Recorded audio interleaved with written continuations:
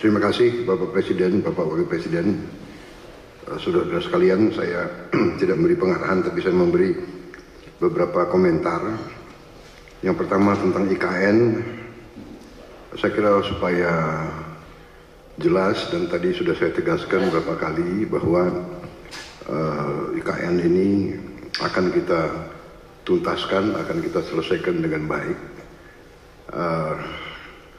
Karena memang sangat dibutuhkan. Tadi Bapak Presiden menyampaikan soal pemerataan dan keinginan kita untuk juga meringankan daya dukung Pulau Jawa terhadap konsentrasi populasi dan konsentrasi kegiatan. Komentar saya tentunya kepada otorita. Pertama, terima kasih atas jerih payah dan prestasi yang sudah dicapai. Saya sebagai anak bangsa melihat, saya juga cukup bangga nuansa budaya bangsa kita sangat kuat, dan ini juga membesarkan hati kita semua. Ini juga membuat saya ingin cepat beroperasi di sini, Pak. Pak Jokowi yang susah-susah, yang menikmati pertama saya, ya itulah takdir, Pak, begitu. Minta maaf, Pak. Tapi ini kebanggaan, Pak. Jadi saya bertekad juga untuk tegaskan di sini bahwa kita akan lanjutkan, kalau bisa kita percepat, dan saya di sini khususnya juga terima kasih dukungan Pak Presiden Jokowi dan semua rekan-rekan Menteri, Menko. Sekali lagi Menteri Keuangan, Menko Perekonomian yang terus membantu saya menyiapkan APBN yang akan datang.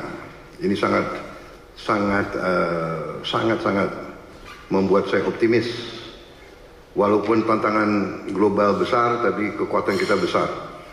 Dan dukungan Pak Presiden sekali lagi saya sampaikan, dan semua menteri membuat saya sangat optimis. Dan untuk ini juga saya ingin meyakinkan otorita bahwa ruang anggaran yang kita siapkan cukup besar, dan kita bisa, saya kira,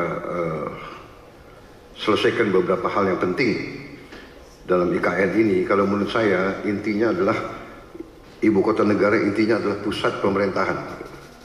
Berarti yudikatif, eksekutif, dan legislatif. Berarti gedung MPR DPR menjadi prioritas dengan perumahan anggota DPR MPR dan ruang kantornya, dan juga MA/MK juga sangat mendesak menurut saya. Jadi kalau bisa, mungkin otoritas sudah bisa mulai mungkin membuat sayembara untuk desain yang bagus, yang tidak bertentangan atau bertabrakan dengan desain yang sudah ada.